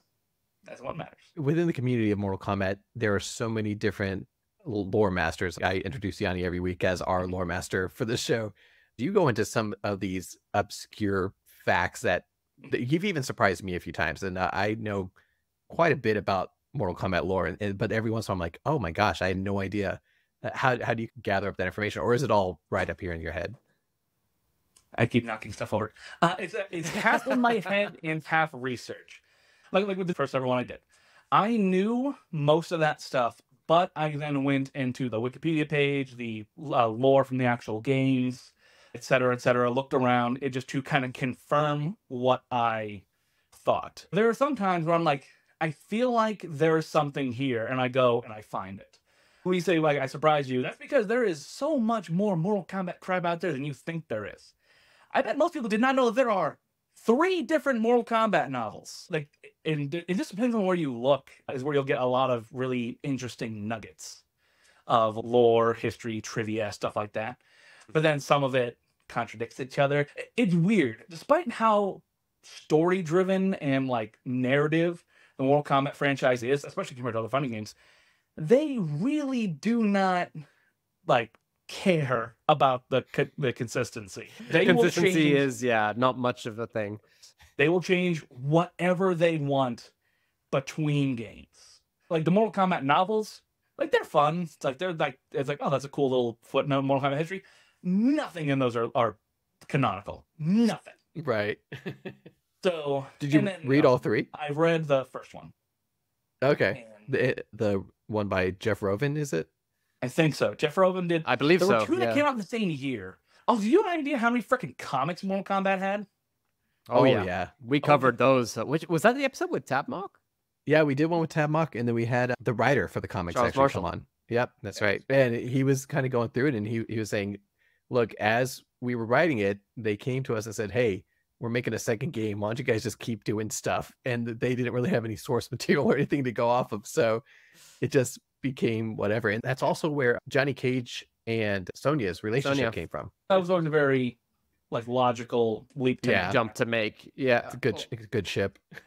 Yeah, that was a very early ship. But I do want to sort of back you up on what you're saying regarding, you know the lore, Zach. You know it, especially Johnny Cage's lore. Like I know Rain's lore like the back of my hand. But then at the same time, you know it so well that when you talk about it, there's certain aspects that it just sort of ingrains itself into the story that you won't really cover them in detail if you were just to talk off the top of your head. So that research becomes necessary Yeah. You know, if you're going to do a video or something, because then you realize, oh, I should probably focus on this part as well. I might miss this out. I've had that many times where like I'll be doing just a random few facts video and then I'll throw out something about the one being or whatever. And then somebody will be like, what the hell is that? I'm like, oh, right. Most people don't know about the one being because the one being is Exactly. weird. And I don't think, has that one being ever been brought up in a game? Yes. In what was it, Deception? They talked about it there. In Deception, as well as in the new games. I'm pretty sure in 11, the one being was mentioned. I don't think it was in 11. I'm pretty sure it was in 11 in one of the pre-fight dialogues. Oh, really? That's interesting because okay, that makes sense. I'm thinking like, you know, was there ever a scene where Liu Kang and Raiden were sitting across from each other having tea and Raiden goes, you know what, the one being Liu Kang, you know, like something that's like in people's faces, you know, like here's my brother Fujin. People understand that. Here's, you know, Sonya has, you know, Sonya's part of the special forces, stuff like that. Like they're very coy about it, despite the fact that it's literally the basis of the universes. Yeah. So with this sort of information that you share in mind, what would you say is the most obscure fact you've shared on Enter the Netherrealm? There's been quite a few. People often forget that Fujin became the Guardian of Earthrealm after Mortal Kombat 4. Yeah. The fact that Sonya Blade's partner had has three different names. He was named in the comics, he was named in one of the movies, and he was named somewhere else. Murdered? And it's not been consistent at all. Yeah. I didn't even realize he had a name or it's ironic that something that they spend so much time on with the special forces still has so much obscurity to it. I don't know if it's like terribly obscure or more so just that people don't care, but the fact that the Red Dragon came before the Black Dragon, and the Black Dragon were a splinter group of the Red Dragon. So there's that. It's funny you say that because I think Conquest actually addresses that. And I feel like that's one of those facts that a lot of, like you said, a lot of people don't seem to care because they're just like, oh, he's from some dragon clan. And you're like, no. They're very different. They are very different. I know one. The fact that the Tarkatans were originally the result of interbreeding between humans and demons. Yes, that's a good one. Most people just know them as alien race, but no, they originally a result of some freaky shit. One of my favorites is that in the pre-reboot era, the Warner Brothers era before the reboot, Shujinko ended up becoming a soul-stealing like nomad who was going around and taking souls from people. And like I think that is one of the coolest little retcon twists that they did with the Mortal Kombat 9 era. I'm thinking Cassie Cage's ending in X. Yeah, so in X they had a few different endings where they were tracking down this soul stealer, and then one of them you end up finding out it's Shujinko, and you're like, oh no, because I love Shujinko, so it was a cool little twist for me to see that. It also makes sense because like that's the retcon of how he learned all that stuff rather than going around having everybody teach him one at a time. Yeah. Although I must say I think I preferred him being taught by everybody and it sort of coming together. That was a really, I mean, that's one of the things that was so beautiful about the 3D era, and that this could count as an obscure fact technically. Many people don't know about it these days, but how the forces of light sort of came together and actually worked as a proper unit to bring down the forces of evil. And it was just so interesting to see how like Ermac, for example, was actually a good guy at the time and everything. Yeah, like 3D era. That's one detail I think that a lot of people forget was that the 3D era Ermac was a good guy. Deadly Alliance, Deception, Armageddon. I mean, he's kind of a good guy in MK1. Yeah, very briefly, and even then we could associate that to Jared instead.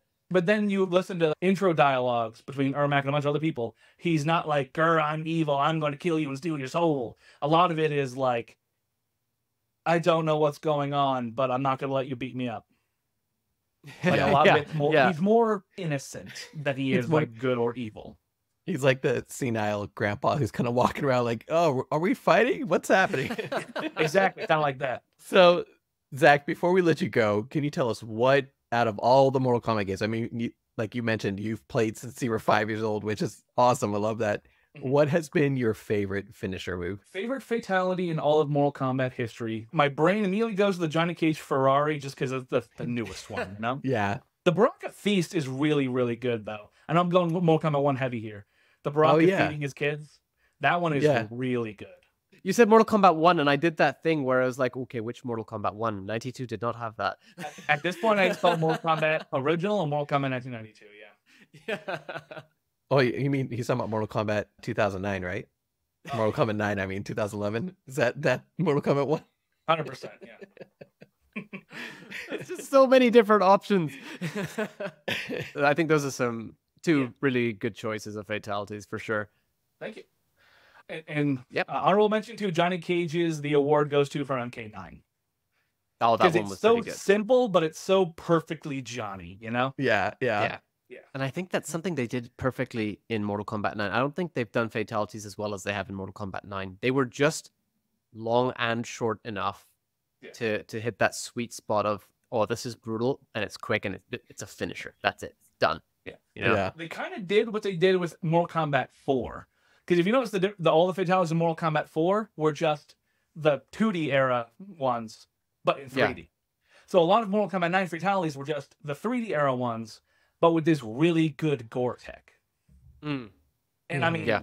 that's not a diss. They were still, pretty much all of them were great. Well, most of them were great. You got like Quan Chi's leg slice that's like, well, that was boring. But Just whacking you with. I love that one.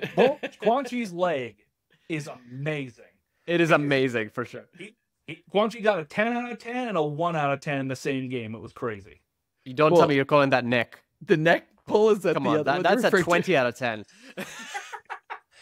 Good point. Different one. Yeah. And the neck pull is amazing because it's so dumb. But I'm talking MK9 where he had the leg beat, but then he also the other one where he just pulled out a sword and cut your legs off and then cut your head off and was like, yeah. It's like, Yeah. that wasn't very Quan Chi. I love how I can hear that. Like you just said, and I'm like, yeah, I hear it. All right. Well, There we go. Zach, please tell our listeners where can they find you and Into the Netherrealm. You can find me on YouTube and TikTok. That's primarily where I post. TikTok's gonna probably be going away soon, so YouTube is the big one. I also have a Patreon. If you want to check me out there, I do stream archives, some special stuff, some exclusive content, things like that. It's all good and fun over there.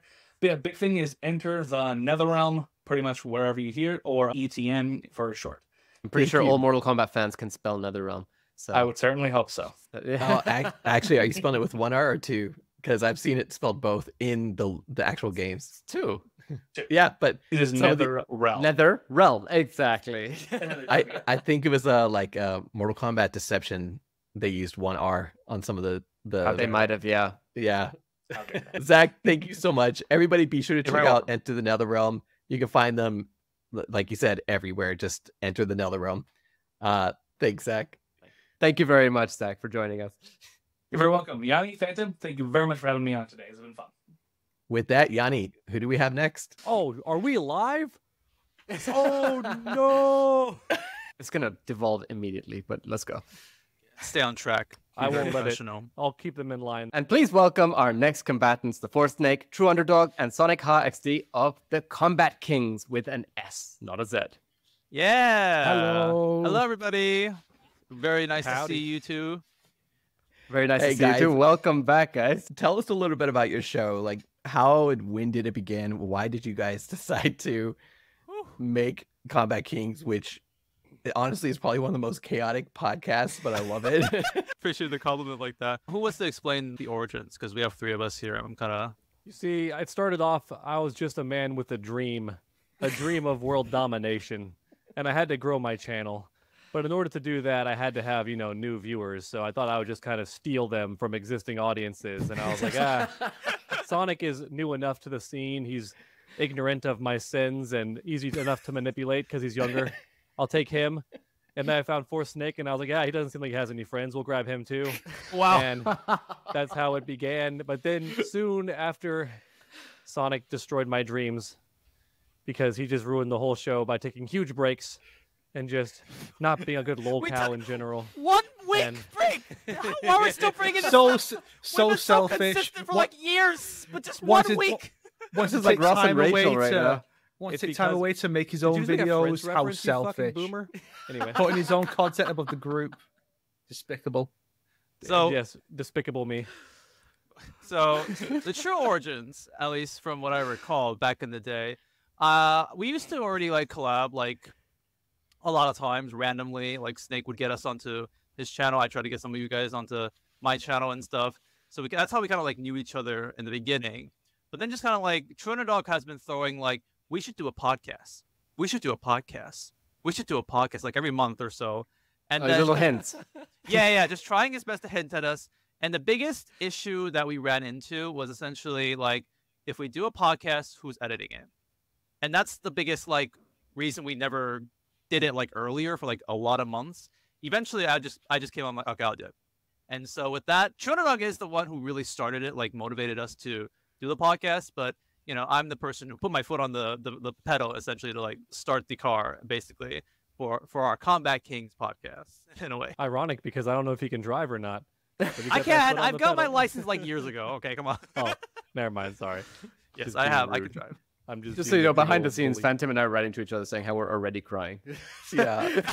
For Snake, would you say that's an accurate representation of everything? Well, basically, what kind of made us think that a podcast could be a good idea was because it actually because of Bruce Poet, because he had I The think live he was, streams? yeah, doing the watch parties for the movies. Mm-hmm. Like 2021, it was me, him, and True Underdog. yeah, I think. And I guess then, that would be the first podcast we did, technically speaking. Yeah. Was like, yeah, I got all four of us together to just like shit talk the Mortal Kombat 2021 for like 4 hours. That's back when Sonic actually tried with the editing. Like, because I still think of our Mortal Kombat 2021 movie, not the reaction, but like just the summary and stuff. And he made like a cutaway for like every joke, like a Family Guy episode. It was awesome. The dedication to his craft. What do I not pay him for? He gave up. There's the full version, and then there is the highlight version of the 2021. Like, okay, there's two videos. That's back true. then. Oh, to be honest, though, back then I did put like a lot of effort in the 2021 movie content, essentially. We still have time to see if my prediction for the sequel is right. I'm eagerly anticipating if I'm correct about that. I'm gonna laugh so hard if I am. I have fans who bring it up to me till this day still about your nice. prediction about the Tarkatans. Yes, I have fans who Yes, bring it it up. really stuck with people. That's fantastic. Yeah, I can had tell really you guys funny like names it for the later on. podcast too. Like we were gonna think about top tier, but even before that, I was like brainstorming ideas with like my old Soul Calibur buddy, and he's just like brutally honest. And I was like, yeah, I was watching this one podcaster. He's like called Coffee with Clems. I love the idea of like having a morning coffee while watching my podcast. So I'm thinking like Coffee and Clutch, and he was like, what a fucking awful name.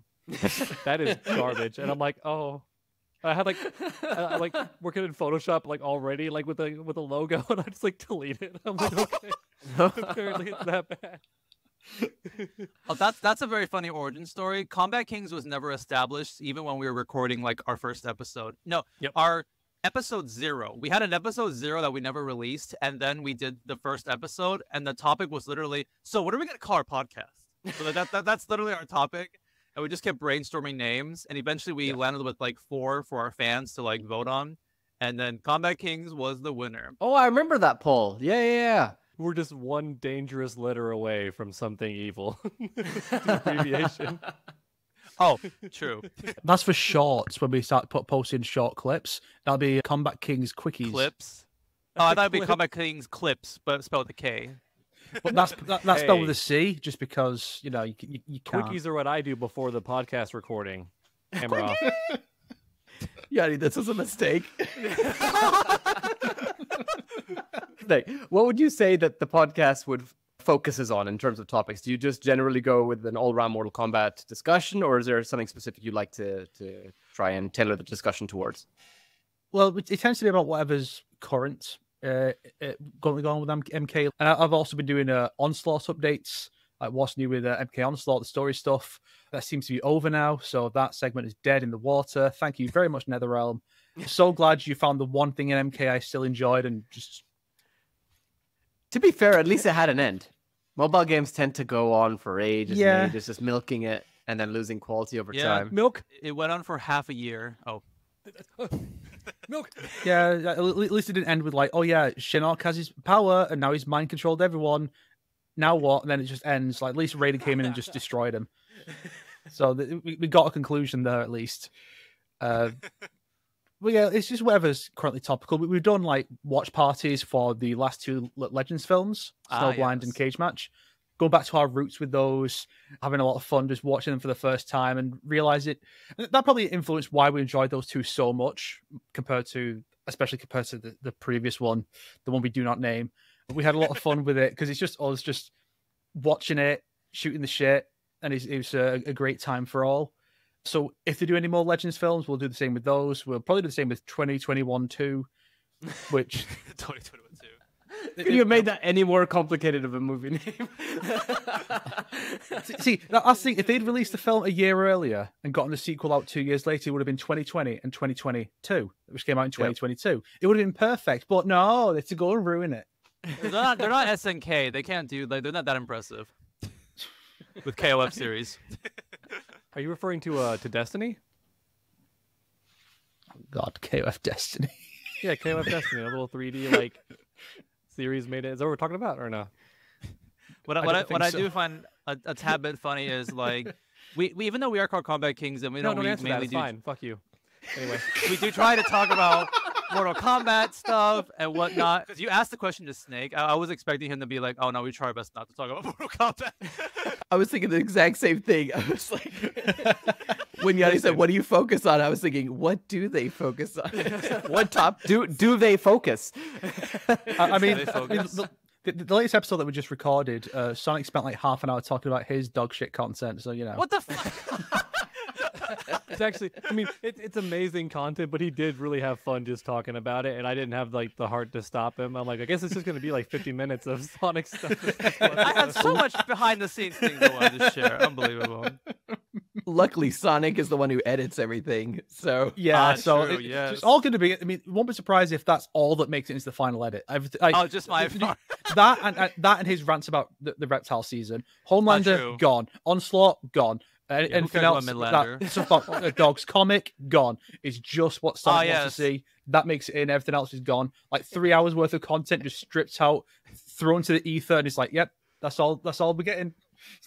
That would be an amazing April Fool's video. Like every time I try to talk, you just like let me say the first syllable and then just cut to like someone else. There's like no context. I mean, what's going on? I don't have to do that, you know, because sometimes you literally don't record. So you know, hey, I don't record the video. I record the. Oh audio, no! Unfortunately, when Sonic was compiling the video, the clips that Dog sent got mysteriously corrupted. And Dog already deleted them from his hard drive because Sonic told him it was fine. So unfortunately, Dog's part of the episode is gone forever. Yeah, but by the way, just unironically though, Trono Dog, when are you gonna send me your clips? I'm still waiting for your video. It's been 124 hours. I want to start editing it. I was actually gonna roast you for that, but y'all started talking, so I realized how quiet my mic must be because I'm pretty loud. So, but no, I was gonna say, oh yeah, by the way, Sonic, thanks for that because it took me like over 3 hours yesterday just to render my part of the video because you insist on making these podcasts all one thing when you could split them into sections like of an hour each instead of uploading a 4-hour behemoth to YouTube. Would you rather do that? So as a result, I lost my entire day rendering. Yeah, you can do that behind the scenes. You know, thank you very much. For those who are not familiar with our podcast, this may seem like a weird random tangent to go on. This is what the podcast is. Oh yeah, this is just really how we operate. So this tells you more about the podcast than any description we could give ever could. So are we ready to complain about Miles Morales and Gwen Stacy again? Is it for a third time this week? Ready to do that? What is with that haircut? Honestly, why did they give him that haircut in Spider-Man 2? Jeez. And that Colgate-looking costume. Oh, they've ruined Miles forever. I love how Phantom's had a question for like 10 minutes now. Oh. Yes, please. That also tends to happen. One person's trying to say something and everyone just keeps interrupting. Sometimes by accident, sometimes very much intentionally. Yes. Snake does it mostly maliciously, but yes. If it's ever Sonic, then also on purpose. All Phantom, three of you guys. Phantom, before you say anything, I'll answer your question, but I gotta be on that couch. I want permission to be on that couch during like the next podcast, and I'll just be like this. I can Photoshop you. Yes, Photoshop him. Exactly. Photoshop him right there. This pose right here. Oh my god! I'm gonna put your face on the Titanic Rose body and have. How dare you? I'm much prettier than her. She can't even hope to match my curves. Anyway, yeah. What was your question, Phantom? Yes. All right, so all three of you guys have very different styles how do you manage to combine your Ooh. various personalities into your podcast? Oh, You don't. we It's just a don't. mess. Nick said True. the same thing. We don't. The one time we're on the same page, it's about the fact that we're not on the same page. I will say, I think oddly enough, it works just because Sonic and Snake are like complete opposites. Like one's just so filled with joy and life, the other's like bitter, but in a way that's fun, like dry humor. And I think I'm somewhere in the middle, so it kind of bridges it a little bit. Because I'm also a pretty pessimistic person, but I have a happy tone about it, so it kind of melds them both together. Yeah, like I mentioned before, you're very happy and like positive on your own channel, but on the podcast, you will literally like shit talk what you're very positive for, and I'll be like, "What the? Oh, okay." It's very interesting. I critique the things I love. Sonic's very positive and happy. Dog is crying on the inside, but he's keeping the mask on. I'm just very bitterly crying about everything I hate. How's it feel to watch everything you love go up in flames? Honestly speaking, though, I think one of the things that makes it works out is like legit. Like I think the three of us are like really good friends. I just love like chatting with them, and because of that, it's just like, oh, it's always nice to just like chat with you, catch up, and all that sort of thing. So it's always very fun. Like that's what I would think, at least. Is Ashura's chapter right after Baraka's, or? Yeah. I thought you just said the most heartfelt thing, and then you're just like, yeah, it's Ashura's chapter. Well, I had an important comment, all right? I want to see an equal amount of fan art of Ashura that Reptile got in the episode. That was fair. He's right, though. You should be equal with this. You can't just... Well, funny go enough, too though, far like one I way. just got the Ashura model, so I guess I'm really gonna be starting animating her stuff, my segments and stuff. So That's that'll be really awesome. fun. I should start doing that too, because I can actually animate. I should start doing stupid animations in 3D. Like copy that, Julia intro from Tekken 7, when she's like, "Don't forget to subscribe," but have a Mortal Kombat character do it. Oh yes, It's like Shao Kahn with Earthrealm Melina. her voice. Oh, you can do Reptile. Earthrealm Melina could work. Oh, you're giving me ideas. Don't do that. So with all like with these different directions that you always take your podcast in, how do you see the podcast actually continuing to grow? Do you plan on continuing this for a long time? And if so, what do you got in mind for it? It depends how long Sonic's willing to edit it. So once he decides I don't want to do it anymore, it's over. It's dead. Well, we've talked about the idea of potentially doing some live episodes. Yeah. Oh. Right now, I think the issue is just because like we do an episode every 2 weeks, so at least for me, that's my focus. It's just like, okay, podcast episode, and then back to my own content. Okay, podcast episode, like that. So it's kind of hard to like progress for the podcast when I'm constantly working on it, you know? Yeah, which is where a live format could help. But it's just, if we do live, there are certain things like Sonic can't cut out when we talk over each other, which happens a lot. I mean, I have to. Hey! I didn't get that I'm talking about the fact that we talk over each other. Don't talk over me while I talk about the fact we talk Sonic, over each Force other. Snake How is dare talking. you? What are you doing right now? Stop that. Also, what makes it difficult is that not only is Sonic having to edit for like 2 different channels, but also very similar to Pokemon's editor. He just can't stop. Don't do that. Don't dare. Not like this. He's got that sad reptile picture with the big booty just up in the corner, like, oh yes. Why are they all mean to me? Why are they all mean to me? Yeah, it's like the live format is just like there's a lot of things I'm not 100% certain how to do. Like I maybe I should ask you guys, because I know you two do live formats all the time too, with like the cool effects and the live chat and stuff. And also I have to cut out like the slurs, which, all the time. That's really a big hassle and stuff. I'll leave it to you to figure out which of us uses the most slurs, because one of us says it a lot, and so I'll leave it to you to decide. That guy we did get demonetized once because Don't point at Yanni. He didn't do anything. He's pointing at you on my screen.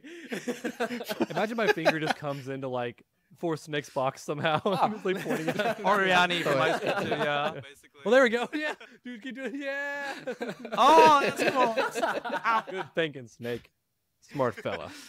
It's It's not really that you say bad words. That the word you say is just especially offensive in America for some reason. So it's gotten us. Yeah, it's not actually a before. slur. I'm not saying. It's cultural differences, or I can get away with it. Listen, the only slurs we say on the podcast are scrub, noob, normie. What's Noob Cybo got to do with this? Yeah, I was good. Scrub Cybot. So, where can our listeners find your podcast? YouTube.com/Kombat Kings, right? Isn't that how it works? I think so. Everybody's checking. They're not sure. Don't tell me we don't have the custom URL. Okay, so No. on the YouTube, you find us from the Kombat Kings, and then you see like we'll do like a thumbnail of like either one of us on the sides, be like, and then in the middle it's just like some like Homelander pogging or something like that as like a thumbnail. That's basically that's the Kombat Kings. Yeah, we just You can find that on completely ripped off the trash taste format. Yeah, that's the format that we do. Or like I will post the Kombat Kings like a bit of an intro clip on my own Twitter account, SonicXD. So if you just want to see that, you can follow me. I post it on my own Discord too whenever I upload a new episode. The Force Snake too. So like those are other methods. Trinidog does nothing. So well, he does it sometimes at the end credits of his videos. I didn't notice that, so that's very appreciative. But yes, those are the couple ways that you can find the Kombat Kings podcast. So we really appreciate you guys bringing us up for talking about our podcast. Like I was not expecting us that we're going to be doing this today. Yeah. Wait, did you just like wake up to this news? Yeah. Oh, I thought we were going to be like, 30 minutes of just talking about how amazing Reptile's ass is or some shit. Like, that's what I thought. That's the next 20. Hell yeah, let's go. So fully number expect. 5, I'm gonna say MKX's like Aqua, like Reptile. That's probably the 5th best ass. But which reptile has the best feet? That's the real question. So, the Force Snake, True Underdog, Sonic IXD of the Kombat Kings podcast. Thank you guys so much for joining us. It's Thanks for been inviting absolutely us. ridiculous. It was over so Having us on soon. your wonderful podcast. It's a very good one. I highly recommend this Oh. podcast. Absolutely. Very thanks good. for it. And not just because they gave me free swag. It's a very good podcast. Hey, I have one of Oh those. no! too. Don't tell the other two you got swag. I don't think they Sorry. got any. So. As you can see, I'm also a big fan of the podcast. I have your merch too. Wow, that's amazing.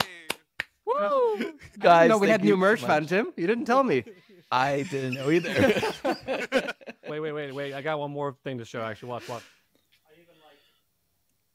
I have one of your shirts. Just stick it on. Kombat Kings, thank you so much. Oh We my will leave God. links in the description to everybody's show that we've had on this episode. Thank you, everybody, for It's all joining Do us. any of you Here, vote? baby. No Do one's any gonna of you top vote us. for one of them to not have their links in the description? True Underdog. He's too popular already. He's already big enough. Yeah. He has like He was the 420 links, though. subscribers. That's the perfect number. Wait, or is he bigger now? I think. Yeah. Thank you to all of our listeners for stopping by the Realmcast and joining us on this episode. If you enjoyed this interview and would like to further support the show, then consider buying us a coffee, which you can do through the link in the description. You can find Yanni and myself, Phantom, on all our social media pages at Realmcast. Join our official Discord channel hosted on Mortal Kombat Online server, also through the link in the description, where we discuss Mortal Kombat along with our listeners. Special thanks to Uppercut Editions and Collector's Maze for their continued support.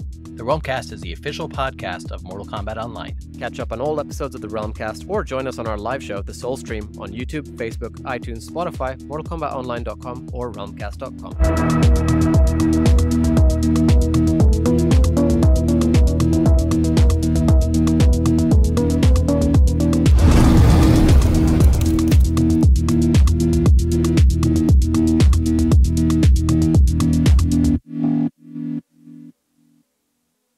You They're know, gonna be right very now this is confused. very authentic to the Kombat Kings like podcast because in our podcast we never know how to end our episodes too. We always- We usually have a end on a joke of either somebody screaming or me pretending to harakiri myself with a toy gun. So I can do that right now if you want. Fatality us too, Snake. Sometimes with your guns and swords. That happens We also sometimes. didn't Yes. meet our special quota like we normally do, but I guess we'll just deal with that. We actually did. You just didn't pay attention. Oh, okay, fair enough. Typical me. On that note, thank you guys so much. Bye bye. I guess.